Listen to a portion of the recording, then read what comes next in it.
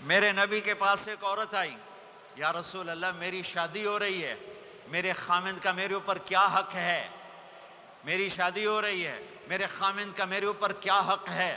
میرے نبی نے فرمایا تیرے خامند کے جسم پہ زخم ہوں، زخموں میں گندا پانی پیپ بھر جائے اور تو زبان سے چاٹ چاٹ کے اس کے زخم صاف کرے تو بھی تو نے اپنے خامند کا حق ادا نہیں کیا۔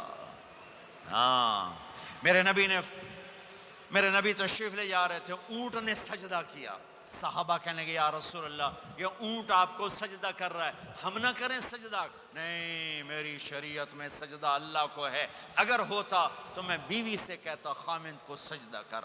تو میرے بھائی بہنوں، یہ محبت کے رشتے ہیں، یہ محبت سے پروان چڑھتے ہیں، یہ مقابلے سے نہیں چلتے، دھن دولت سے نہیں چلتے۔ ہاں، ایک تعویذ آپ سب کو دیتا ہوں، ایک تعویذ دیتا ہوں۔ ہماری دھوبن تھی، دھوبن ماسی شریفاں، چھوٹے قد دی تے چنگی ماشاءاللہ پلوان، بڑی لڑاکی، ریسلر پلوان کشتی والی، اس کی 4 بہویں۔ ایک دن میری بہن کے پاس آئی، کہنے لگی بی بی اے میریاں نوواں میرے نال بڑا لڑدیاں، میں نے کوئی تعویذ دے، یہ ساریاں میریاں نوکر بن جاون۔ اور میری بہن کو پتا تھا لڑاکی یہ خود ہے۔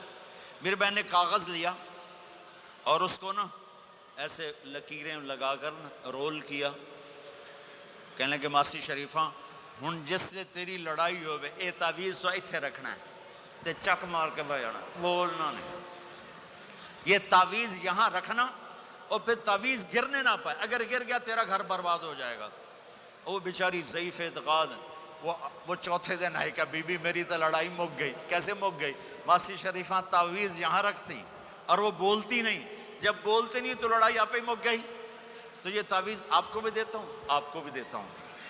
جب خامند لڑے تعویذ تم رکھ لینا، جب بیگم لڑے تعویذ تم رکھ لینا، لڑائی ختم ہو جائے گی۔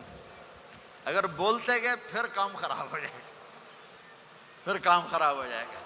تو میرے بھائیوں، میری بہنوں، اسلام ایک پیغام محبت ہے، یہ میرے نبی کے اخلاق والی زندگی ہے، میرے نبی کی سچ والی زندگی ہے۔ اس کو مرنے سے پہلے پہلے سیکھ لو۔ یہ تبلیغ کا مبارک کام، اس کو سیکھنے کی ایک خوبصورت محنت ہے۔ مسجدوں سے جڑو، علماء سے کہتا ہوں ہر مدرسے نہ کھولو، بڑے مدرسے، درس نظامی والے، وہ مدرسے کھولو جس میں ہر بڑے چھوٹے کو دین ملے، زندگی سیکھنے کا پتہ ملے، اسے معاف کرنا آئے، اسے درگزر کرنا آئے، اسے چپ رہنا آئے، اسے معاف کرنا آئے، اسے جھک جانا آئے۔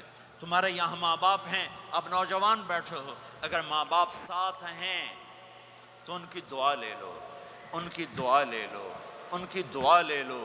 ماں کی دعائیں تمہیں نبیوں کے ساتھ کھڑا کر دیں گی، باپ کی دعا تمہیں بڑے بڑے کتب ابدالوں کے ساتھ کھڑا کر دے گی۔ والدین کو خوش کرنا، جو صبح صبح والدین کی صرف ایسے جا کے دیکھ لے، نہ سلام کرے نہ حال پوچھے، بس یوں دیکھ لے محبت سے، صبح سے شام تک جنت میں 2 دروازے اس کے لیے کھل جاتے ہیں۔ صبح سے شام تک جنت میں 2 دروازے کھل جاتے ہیں۔ اگر آپ کے ماں باپ یہاں ساتھ ہیں تو اپنی جنت بنا لیں، ان کے مرنے سے پہلے پہلے اپنی جنت بنا لیں، ان کی دعا لے لیں۔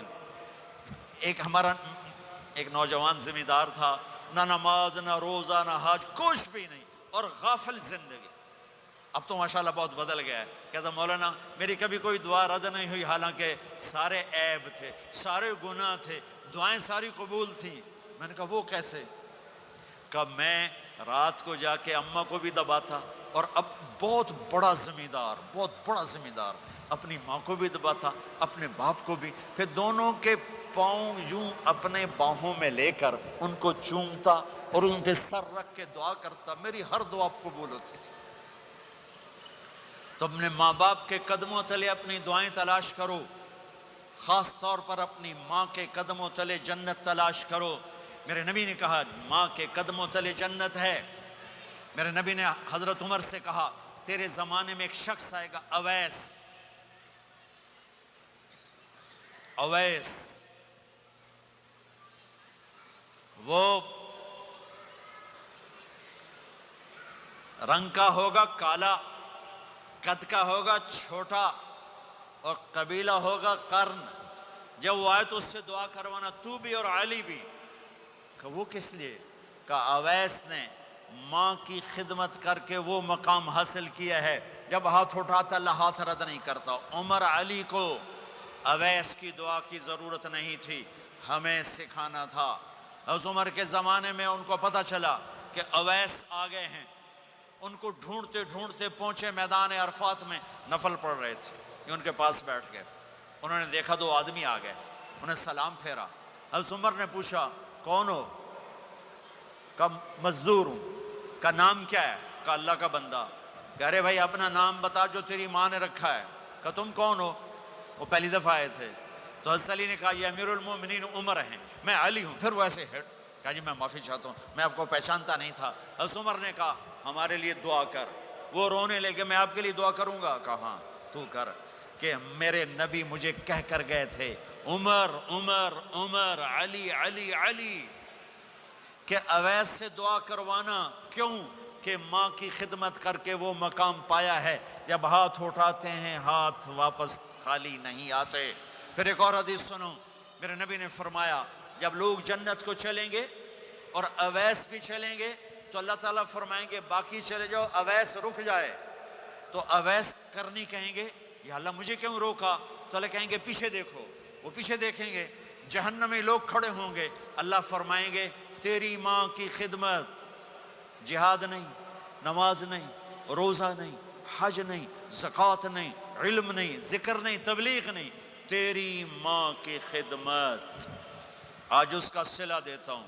یہ دوزخ والے کھڑے ہیں، جدھر جدھر تو اشارہ کرے گا تیری طفیل سب کو جنت میں ڈال دوں گا۔